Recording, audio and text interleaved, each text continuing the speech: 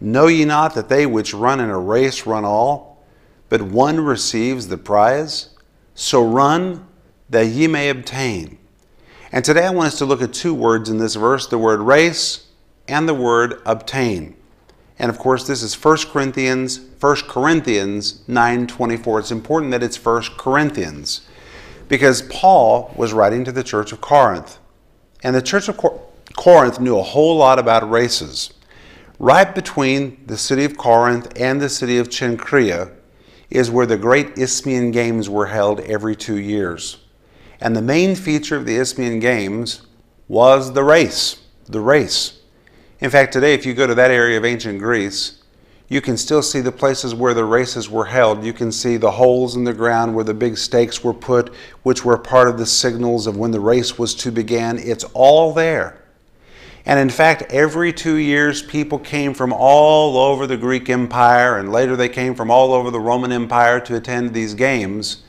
And in fact, outside of Olympia, where the Olympics were held, these were the greatest games in the world.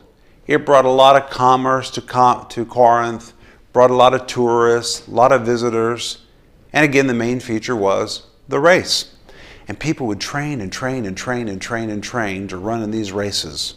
They'd get fit, they'd exercise, put their whole heart into it because the rewards were so outstanding, so outstanding.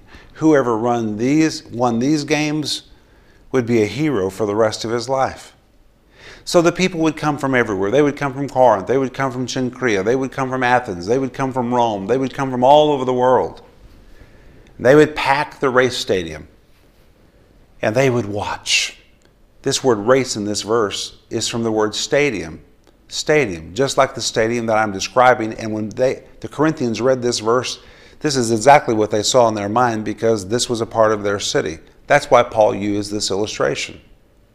The spectators would line the stadium, which was about 600 feet long. About 30,000 people packed the stadium. I mean, that's just one event. It would be rotating crowds coming in, going out, coming to watch the races. And when the runners run, they understood that everything in their life depended on how well they ran. And they would run with all of their might. They had their sight fixed on the finish line. And the crowds would sit in the stands, and they would watch with amazement at the way that these runners would run. So fine, so fit, so athletic. Such an example.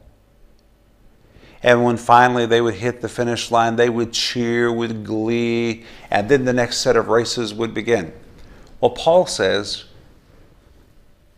run all, which means not just one of us are in a race, but run all. We're all in some kind of a race. I'm in a race, you're in a race. What kind of race are you in? I'm in a race with the call of God on my life. God's called me to run this race with everything that I've got, to put all of my might into it. God has called me to run like my life depends on it. And if I'm just lazy and taking it easy, then I am not going to finish my race. You're in some kind of a race. And if you just have a take it easy, do nothing mentality, you're not going to finish your race. And I promise you, angels are watching, God is watching, your neighbors are watching, other believers are watching, unbelievers are watching. People are in the stands and they're watching the way you live your life. They're watching the passion that you have in your life. Paul says run, and then at the very end he says that ye may obtain. Now there's the attitude we've got to have, that we're not going to stop until we obtain. And the word obtain is the word kata lambano. Kata always carries the idea of something that's coming downward forcibly. The word lambano means to embrace. When you put the two words together, kata lambano forms the word kata lambano. It means embrace, pull down, hug tight, tackle, subdue. In other words, you don't quit running your race until you have tackled the thing which God has called you to do. You don't stop until you've subdued it, pulled it down, seized it, tackled it, mastered it, and made it your own. That's the kind of superiority God wants you to have over the assignment which He has assigned to your life. So if you look at yourself today in the way that you're running, are you going to subdue it? Are you going to tackle it? Are you going to master what God's called you to do? Or are you just kind of wasting your time and just doing a little bit here and doing a little bit there? What kind of effort and passion are you putting into your race? You're not going to reach the finish line. And you're not going to finish this job unless you put everything that you have into it. And let me tell you, the rewards are great, because once you've mastered the call of God, once you've mastered your assignment, God will give you another assignment that's even greater. You'll go from one level to another to another. You'll go from faith to faith. You'll go from glory to glory.